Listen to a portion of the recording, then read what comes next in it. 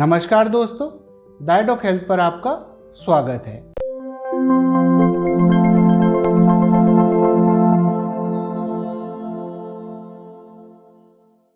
मैं डॉक्टर देवांशु गुप्ता। दोस्तों, भारत के सर्वश्रेष्ठ डॉक्टरों से परामर्श करने के लिए आप हमारी वेबसाइट www.diadoc.com को विजिट कर सकते हैं या फिर नीचे दिए गए नंबरों पर संपर्क कर सकते हैं। दोस्तों, आज के वीडियो में हम बात करेंगे लिवर खराब होने के क्या कारण होते हैं, लिवर खराब होने पर उसके क्या लक्षण या सिम्टम आते हैं और किन जांचों से या इन्वेस्टिगेशन से ये पता किया जाता है कि लिवर कितना खराब हो गया है।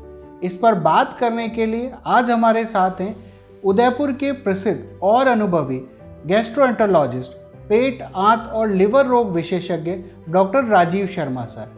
तो चलिए शुरू करते हैं आज का discussion doctor Rajiv Sharma sir के साथ। नमस्कार दोस्तों, मैं डॉक्टर राजीव शर्मा पेट, आंत एवं लिवर रोग विभाग में as a senior gastroenterologist Udaipur में कार्यरत हूँ। दोस्तों, लिवर हमारे शरीर में एक बहुत ही महत्वपूर्ण अंग है और लिवर हमारे शरीर में बहुत ही इम्पॉर्टेंट फंक्शंस करता है, जैसे कि कई टाइप के प्रोटीन, कोलेस्ट्रॉल और बाइल लिवर बनाता है। इसके अलावा कई टॉक्सिक सब्सटेंसेस जैसे अमोनिया, उनको भी ये क्लियर करता है। आजकल युवाओं के अंदर खराब लाइफस्टाइल की वजह से और डाइटरी हैबिट्स के पैटर्न की वजह से कई लिवर की बीमारियां आमतौर पर देखी जा रही हैं और जो सबसे कॉमन कारण है, जैसे कि युवाओं में शराब का सेवन करना, मोटापा यानी ओबेसिटी और डायबिटीज़ जैसी महामारी, ये सबसे इसके मुख्यतः इम्पॉर्टेंट कारण हैं। और इसके अलावा कई दूसरे कारण हैं, जैसे कि हेपेटाइटिस बी और हेपेटाइटिस सी का इन्फेक्शन, कई जेनेटिक डिजीजेस जैसे विल्सन्स डिजीज व सिस्टिक फाइब्रोसिस, कई हर्बल दवाइयाँ, कई केमिकल जैसे लेड एवं मरकरी। पर ध्यान रखने की बात यह है कि लिवर रियरली ही कुछ दिनों में खराब हो पाता है। ज़्यादातर मरीजों में कंप्लीट लिवर फेलियर होने में 5 से 10 साल लग सकते हैं। ज़्यादातर मरीजों में जब लिवर खराब होता है तो वह अलग अलग स्टेजेस से गुजरता हुआ प्रोग्रेस करता है, जैसे कि पहले फैटी लिवर डेवलप होता है। फैटी लिवर को सिंपल स्टेटोसिस भी कहते हैं। सिंपल फैटी लिवर में फैट का डिपोजिशन होता है। सिंपल फैटी लिवर के बाद स्टेटोहेपेटाइटिस नामक स्टेज आती है, जिसमें लिवर में फैट डिपोजिशन होने के साथ सूजन और डैमेज होना स्टार्ट हो जाता है। स्टेटोहेपेटाइटिस 20% फैटी लिवर के पेशेंट्स में पाई जाती है। स्टेटोहेपेटाइटिस के बाद आती है फाइब्रोसिस स्टेज, जिसमें normal liver cells scar tissue से रिप्लेस होने लगते हैं। अगर आपके लिवर में एडवांस्ड फाइब्रोसिस है तो उतना ही आपके लिवर को ज़्यादा डैमेज हो सकता है। इसके बाद लास्ट स्टेज, 4th स्टेज आती है, जिसे सिरोसिस कहते हैं। लिवर सिरोसिस में लिवर को परमानेंट डैमेज हो जाता है, जिसमें लिवर सिकुड़कर छोटा हो जाता है और मरीज में सिरोसिस की वजह से लिवर फेलियर, लिवर कैंसर की रिस्क बहुत बढ़ जाती है। यह सारी स्टेज होती हैं लिवर डैमेज के प्रोग्रेशन की। और अगर मरीज लिवर खराब होने के शुरुआती लक्षणों को सही समय पर पहचान ले और सही समय पर अपने लिवर का डैमेज का इलाज स्टार्ट कर दे, तो patient liver cirrhosis, liver cancer व लिवर फेलियर के दुष्परिणाम से बच सकता है। अब मैं आपको बताता हूं कि लिवर खराब होने के शुरुआती लक्षण क्या होते हैं। लिवर डैमेज की अर्ली स्टेज है फैटी लिवर एवं स्टेटोहेपेटाइटिस।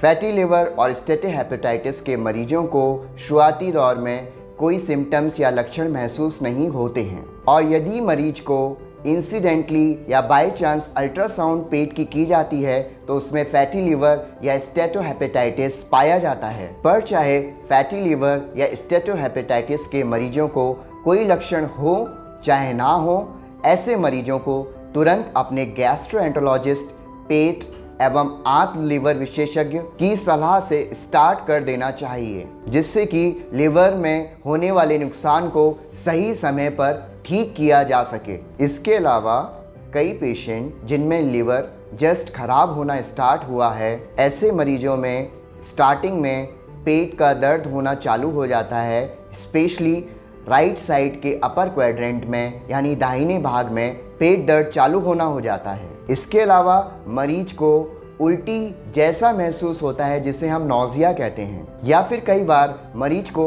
वॉमिटिंग भी हो सकती है, या मरीज को शरीर में थकान महसूस होती है जिसे हम फटीग कहते हैं। मरीज की चमड़ी या आँख का रंग पीला पड़ सकता है जिसे हम प्रायतर जॉन्डिस बोलते हैं, और ऐसी कंडीशंस में मरीज का पेशाब का रंग पीला भी पड़ सकता है। कई बार मरीज को लाइट कलर की लैट्रिन भी आ सकती है।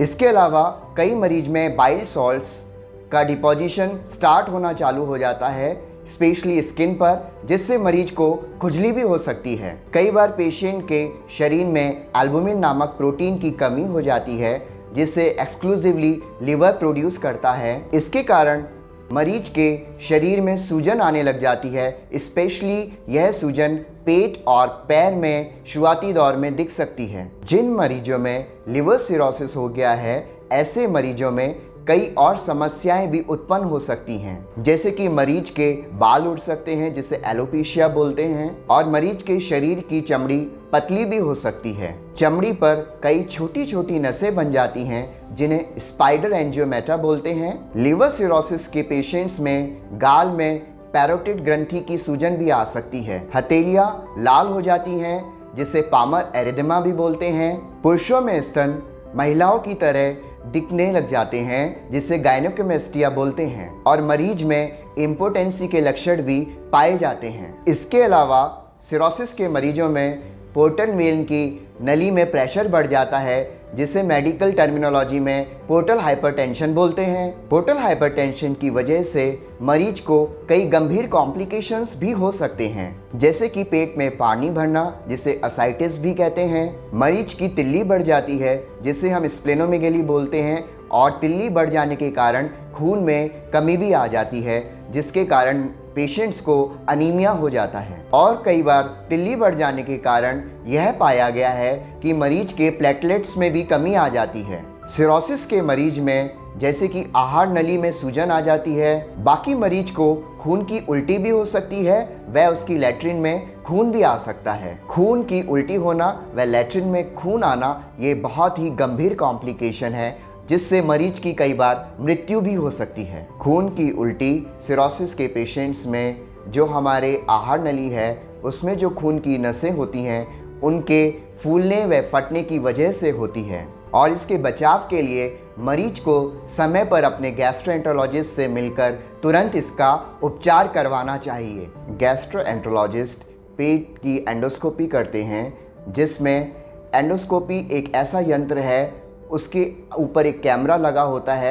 वह कैमरा जब आपके आहार नली के द्वारा जाता है तो वह आपके ईसोफेगस में जो नसें फूली हुई होती हैं वहाँ पर गैस्ट्रोएंटरोलॉजिस्ट बैंड चढ़ाते हैं जिसके द्वारा प्रेशर कम किया जाता है और खून की उल्टी होने की संभावनाएं कम की जाती हैं।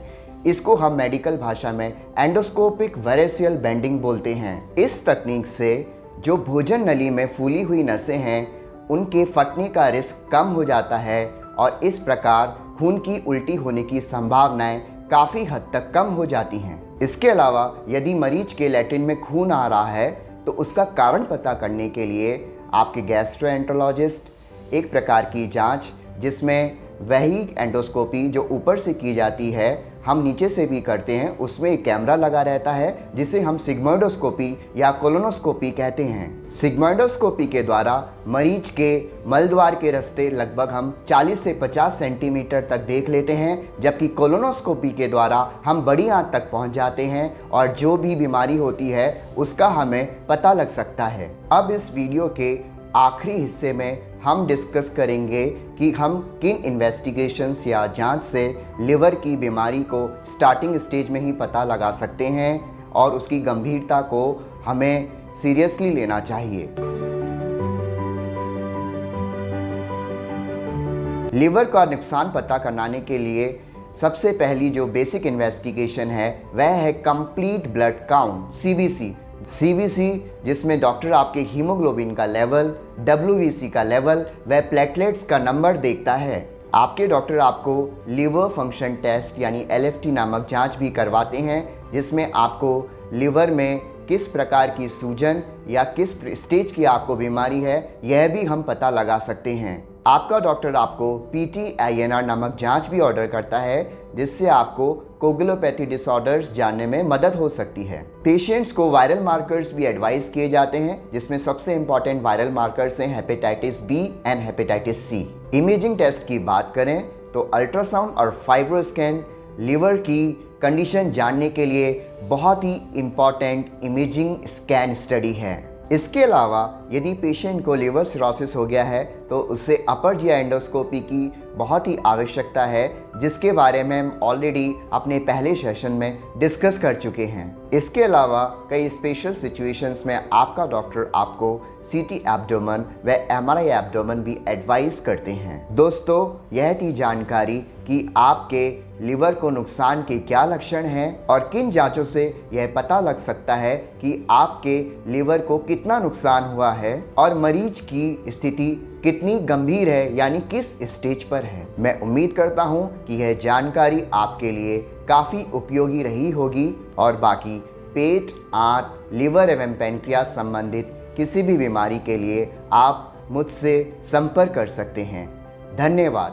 तो दोस्तों, आज हमारे साथ थे डॉक्टर राजीव शर्मा सर, जिन्होंने हमें बताया लीवर खराब होने के क्या कारण होते हैं, उसके क्या लक्षण होते हैं और किन जांचों की मदद से यह पता किया जाता है कि लीवर कितना खराब हो गया है। दोस्तों, इसके अलावा भारत के सर्वश्रेष्ठ डॉक्टरों से परामर्श करने के लिए आप हमारी वेबसाइट www.didoc.com को विजिट कर सकते हैं या फिर नीचे दिए गए नंबरों पर संपर्क कर सकते हैं। इसके अलावा हेल्थ और मेडिकल से रिलेटेड रिलायबल, ऑथेंटिक और यूजफुल इन्फॉर्मेशन के लिए कृपया हमारा YouTube चैनल डायडोक हेल्थ सब्सक्राइब करें।